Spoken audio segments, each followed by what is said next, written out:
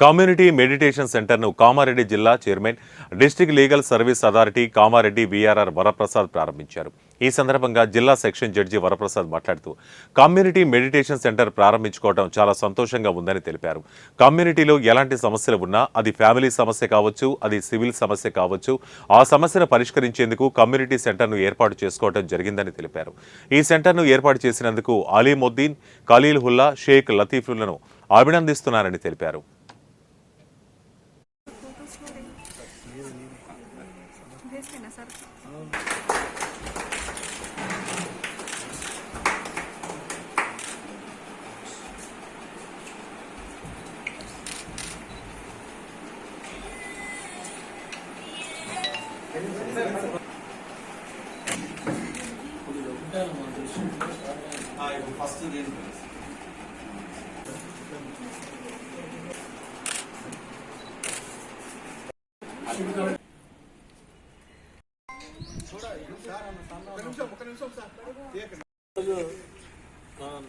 నాతో పాటు ఇన్స్పెక్టర్ గారు వచ్చారు.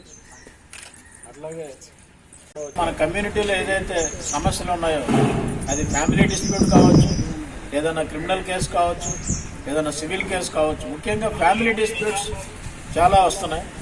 వాటిని పరిష్కరించడం కోసం ఇట్లా కమ్యూనిటీ మీడియేషన్ వాలంటీర్స్ని అపాయింట్ చేసి కమ్యూనిటీ మీడియేషన్ సెంటర్స్ని కూడా ఓపెన్ చేసుకుని మనం చేయాలనే ఉద్దేశంతో ముందుకెళ్తున్నాం. అట్లాగే ఈరోజు ఇక్కడ కామారెడ్డిలో కమ్యూనిటీ మీడియేషన్ సెంటర్ ఓపెన్ చేసినందుకు మీ పేరెంట్